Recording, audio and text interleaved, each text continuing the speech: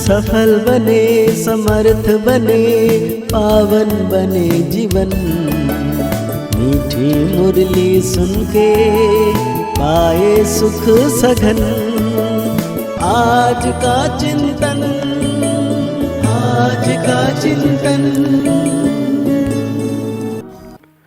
ओम शांति। Good morning. पवित्रता का सागर स्नेही शिव बाबा आज हम बच्चों को कह रहे हैं अपनी रॉयल चलन से सेवा करनी है, श्रीमत पर बुद्धि को रिफाइन बनाना है, माताओं का रिगार्ड रखना है। साथ में आज हम बच्चों को बाबा पूछ रहे हैं कौन सा कर्तव्य एक बाप का है, किसी मनुष्य का नहीं। बाबा कहते हैं सारा विश्व में पीस स्थापना करना यह कर्तव्य बाप का है। मनुष्य भल कितने भी कॉन्फ्रेंस आदि करते हैं, पीस हो नहीं सकती। शांति का सागर बाप जब बच्चों से पवित्रता की प्रतिज्ञा कराते हैं, पीस स्थापना होती है। पवित्र दुनिया में ही शांति है।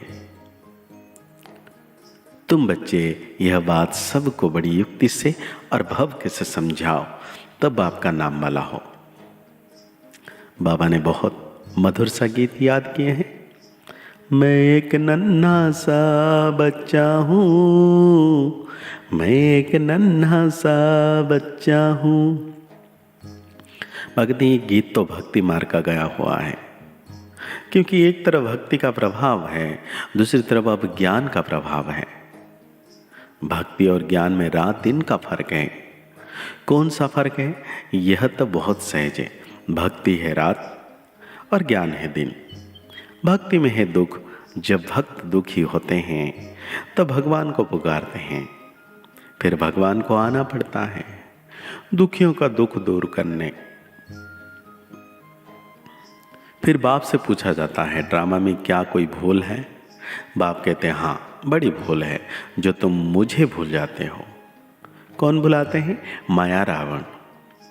बाप बैठ समझाते हैं बच्चे एक खेल बना हुआ है।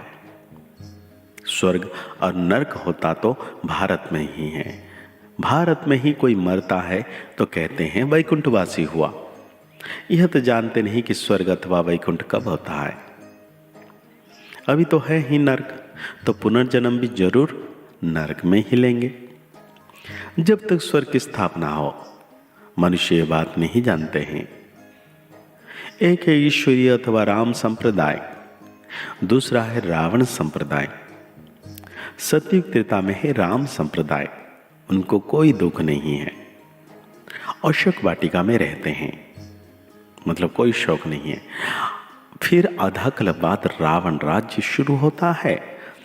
अब बाप फिर से आदि सनातन देवी देवता धर्म स्थापना कर रहे हैं। वो है सबसे सर्वोत्तम धर्म। धर्म तो सब है ना।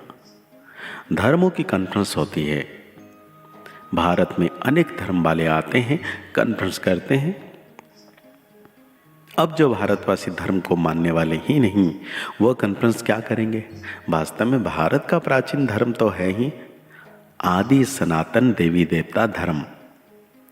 हिंदू धर्म तो है नहीं, सबसे ऊंचे हैं आदि सनातन देवी देवता धर्म। बाबा कहते हैं जैसे एक बार कुंभ मेले में झगड़ा हो गया था। वो कहे पहले हमारी सवारी चले और वो कहे पहले हमारी, लड़ पड़े थे। अब इस कॉन्फ्रेंस में बच्चों को यह समझाना है कि ऊंचे ते ऊंचा कौन सा धर्म है। वो तो जानते नहीं। बाप कहते हैं आदि सनातन देवी देवता धर्म जब प्राय लोप हो गया है और अपने को हिंदू कहलाने लग पड़े हैं। अब चीन में रहने वाला अपना धर्म चीन तो नहीं कहेंगे।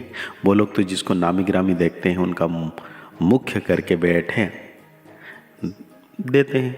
कायदा अनुसार कॉन्फ्रेंस में बहुत आ नहीं सकते, सिर्फ रिलीजन के हेड्स को ही निमंत्रण दिया जाता है। भगवान अर्जुन को बैठ समझाते हैं संजय यह है, अर्जुन तो है रथी, उनमें रथवान है बाप।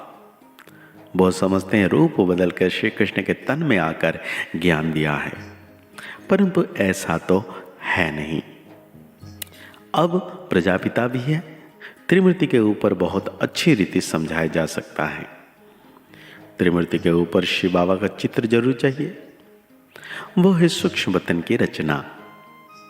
बच्चे समझाते हैं यह विष्णु है पालन करता, प्रजापिता ब्रह्मा है स्थापना करता, तो उनका भी चित्र चाहिए।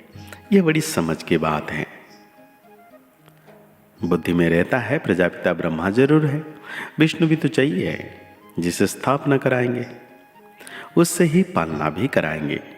स्थापना कराते हैं ब्रह्मा से, ब्रह्मा के साथ सरस्वती आदि बहुत बच्चे हैं।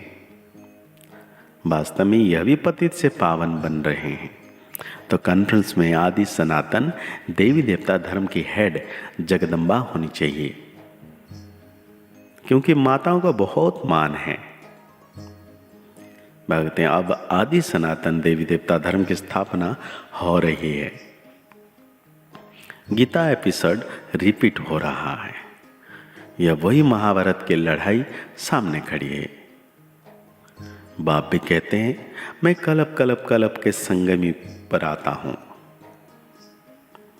भ्रष्टाचारी दुनिया को श्रेष्ठाचारी बनाने। जगदम्बा गॉडेज ऑफ नॉलेज गाई हुई है, उनके साथ ज्ञान गंगाएं भी है। उनसे पूछ सकते हैं कि उनको यह नॉलेज कहाँ से मिली हुई है। नॉलेजफुल गॉड फादर तो एक ही है, वो नॉलेज कैसे दे? जरूर उनको शरीर लेना पड़े। ब्रह्मा मुख कमल से सुनाते हैं, ये माताएं बैठ समझाएंगे। कहाँ? जहाँ जहाँ कॉन्फ्रेंस होता है। बाबा कहते हैं तुम उनके मत पर चलने से श्रेष्ठ पद पाते हो। बाप कहते हैं जो मेरे बनेंगे, राजयोग सीखेंगे और पवित्रता की प्रतिज्ञा करेंगे कि बाबा हम पवित्र बने 21 जन्मों का बरसा लेंगे ही, और वही मालिक बनेंगे, पति से पावन बनेंगे। पावन है लक्ष्मी नारायण सबसे ऊंच। फिर अभी पावन दुनिया की स्थापना हो रही है। बाबा कहते हैं ज्ञानी तू आत्मा ही मुझे प्रिय है। ऐसे नहीं कि योगी प्रिय नहीं है, जो ज्ञानी होंगे वो योगी भी जरूर होंगे।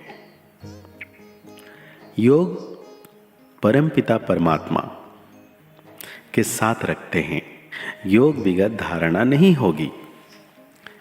जिनका योग नहीं है तो धारणा भी नहीं है, क्योंकि देह अभिमान बहुत है। बाप तो समझाते हैं आसुरी बुद्धि को दैवी बुद्धि बनाना है, पत्थर बुद्धि को पारस बुद्धि बनाने वाला बाप ईश्वर है। रावण आकर के पत्थर बुद्धि बनाते हैं, उनका नाम ही है आसुरी संप्रदाय। देवताओं के आगे कहते हैं हमारे में कोई गुण नहीं, हम कामी कपटी हैं। तुम माताएं अच्छी रीति समझा सकती हो। मुरली चलाने का इतना हौसला चाहिए, बड़ी बड़ी सभाओं में ऐसी सी बात करनी पड़े। तो बात कहते हैं माताओं को बहुत शक्तिशाली बनना है और माताओं का बहुत रिगार्ड भी रखना पड़े। यह माताएं ही जीवन पलटाने वाली हैं, मनुष्य से देवता बनाने वाली हैं। माताएं भी है, कन्याएं भी है। अधर कुमारी का राज तो कोई समझता नहीं है। भल शादी की हुई है तो भी ब्रह्मा कुमारियां हैं। यह बड़ी वंडरफुल बातें हैं। जिन्हों को बाप से वर्षा लेना है वो समझते हैं। बाबा कहते हैं बाकी जिनकी तकदीर में नहीं है वो क्या समझेंगे। तो आज बाबा हम बच्चों को धारणा के लिए कहते हैं बाप का प्रिय बनने के लिए ज्ञानी और योगी बनना है। देह अभिमान में नहीं आना है, मुरली चलाने का हौसला रखना है, अपनी चलन से बाप का शो करना है, बातचीत बड़े मिठास से करनी है। आज बाबा हम बच्चों को वरदान दे रहे हैं कर्म भोग को कर्म योग में परिवर्तन कर सेवा के निमित्त बनने वाले भाग्यवान भव। तन का हिसाब किताब कभी प्राप्ति व पुरुषार्थ के मार्ग में विघ्न अनुभव ना हो। तन कभी भी सेवा से वंचित होने नहीं दे। भाग्यवान आत्मा कर्म भोग के समय भी किसी न किसी प्रकार से सेवा के निमित्त बन जाती है। कर्म भोग चाहे छोटा हो या बड़ा, उसकी कहानी का विस्तार नहीं करो। उसे वर्णन करना माना समय और शक्ति व्यर्थ गंवाना। योगी जीवन माना कर्म भोग का कर्म योग में परिवर्तन कर देना, यही है भाग्यवान की निशानी।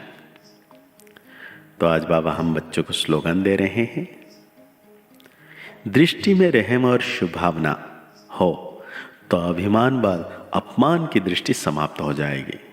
दृष्टि में रहम और शुभावना हो तो अभिमान और अपमान समाप्त हो जाएगी। तो आज की मुरली के अनुसार हम सो मान लेंगे, मैं कर्मयोगी निमित आत्मा हूं और श्रेष्ठ तकदीरवान भाग्यवान आत्मा हूं। मुरली को और गहरी रीति से चिंतन करते हुए निरंतर सर्वशक्तिवान बाबा की याद में रहना है कि बाबा हमेशा मेरे मस्तक के ऊपर 24 घंटे छत्र छाया के रूप में हैं। मुस्कुराते रहिए, आगे बढ़ते रहिए, पुरुषार्थ करते रहिए, खुश रहें, स्वस्थ रहें, मस्त रहें। ओम शांति, ओम शांति, ओम शांति।